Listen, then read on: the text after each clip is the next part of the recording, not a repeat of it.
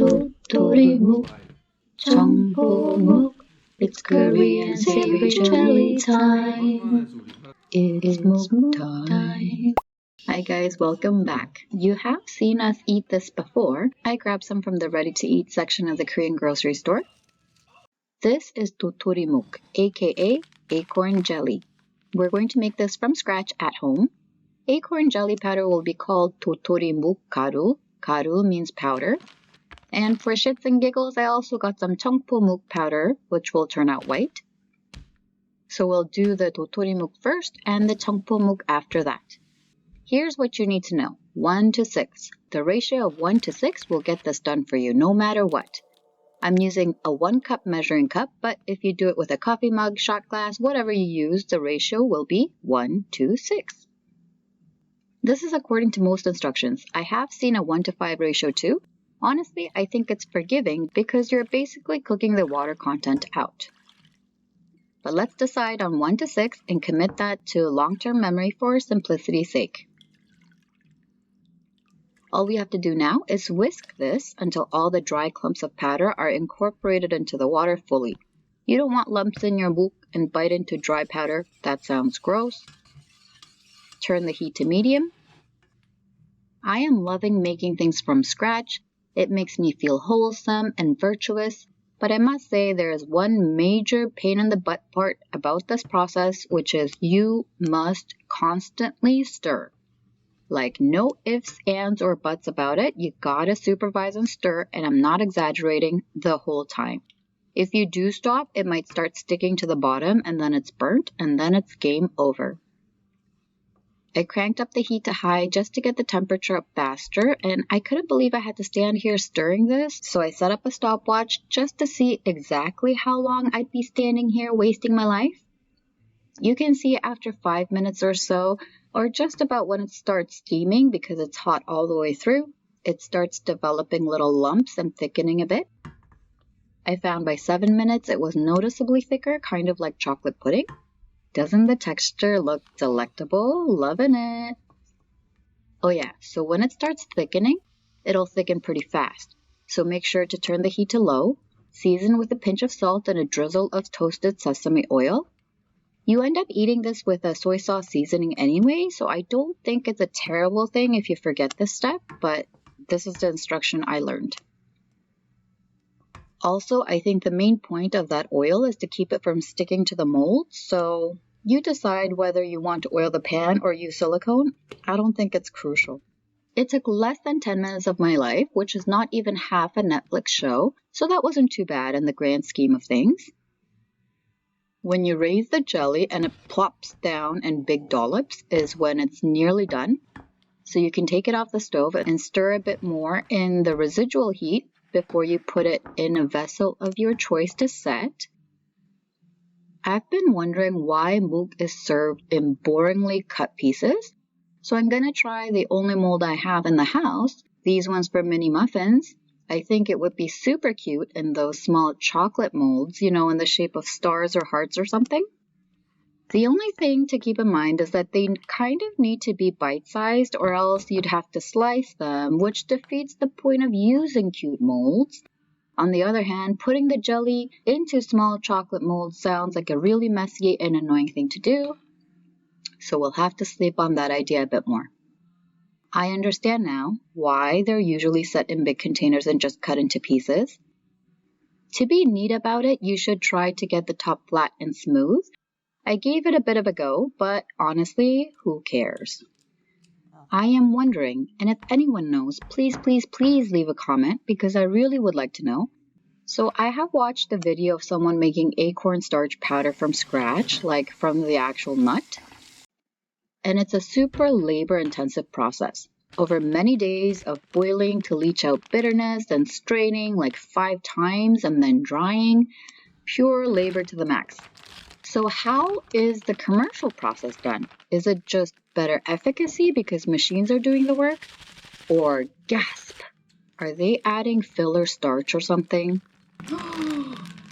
I've become a super skeptic in terms of commercially manufactured food products, so I would love to know. I digress. Let's make ChungPo Muk this time. Watch out because it's a fine, fine powder and it will get everywhere. Acorn powder is fine too, but I feel like ChungPo powder is super fine. It kind of feels like baking powder.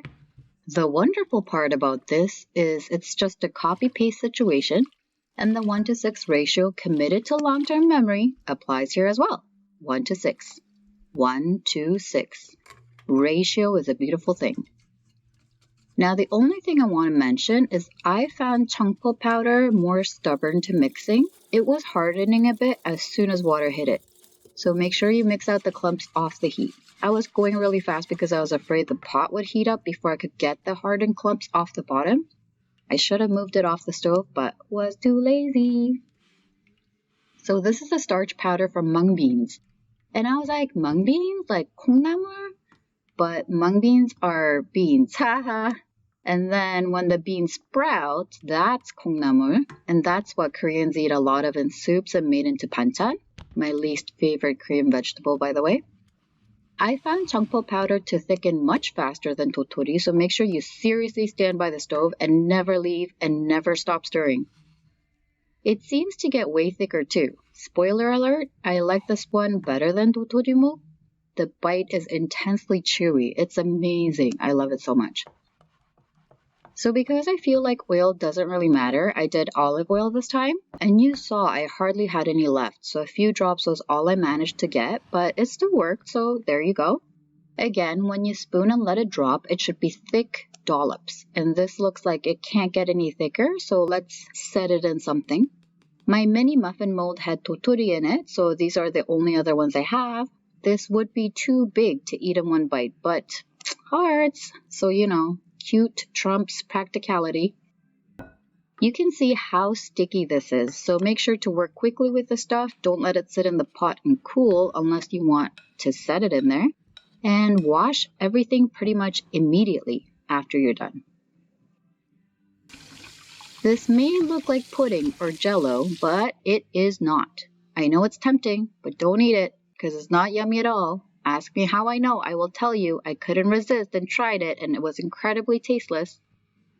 So for 2 bags of powder, I think this is a good spread of stuff to make from scratch at home. It's pretty foolproof. Just very needy and needs a lot of attention on the stove. ChungPo Muk became my firm favorite when I saw how quickly it set. Like I made this half an hour ago and it still feels warm, but it's pretty much all set. To an impatient person like myself, this is gold. Check out Dotori Muk set at room temperature for about an hour. It is just not ready at all. I got that knife because it looked interesting and it's used for muk, I think. If you know any other uses, let me know. So I bought it. I'll do a video on it next time, but I think it's a bit of a miss for me. Let's do the seasoning. For an adult who wants a kick of spice, I'd say to a base of soy sauce and toasted sesame oil, add some gochugaru and chili pepper. I got the spicy Korean pepper last time, 청양 pepper, 청양고추, but you can just add some green onions. Instead, I didn't have any. Also garlic, because garlic. Oh, it's a heart.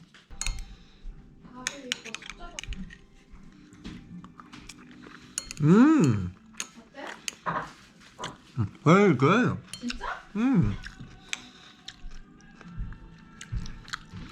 텍스처가 되게 먹기 편한데? 이게 무슨 목이라고? It says Mung Bean. Mung Bean?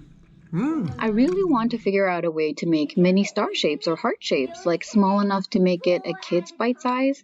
But how to get this thick, sticky, messy jelly in a bunch of molds quickly? Maybe I will have to stick to a flat bowl and cut it with a wavy knife.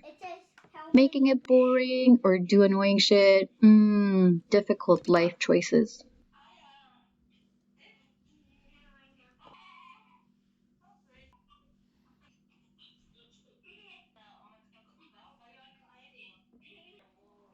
For the kids, I make a simple soy sauce and sesame oil blend, pretty much equal parts.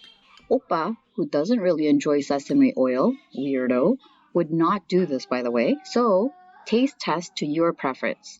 You can also add a bit of sugar if you want. I am trying to use less sugar, so I won't. I guess using the wavy knife is not a bad look. Still don't love it. If you have the seaweed snack things, just crumble it on top. All I have at the moment is very high quality, but unroasted, unseasoned kim, so I am just tearing at it like an animal. But I think kim adds extra flavor, which goes really well with the jelly texture and taste profile of the soy sauce-based seasoning. You can also add toasted sesame seeds on top if your pantry is all tricked out like that.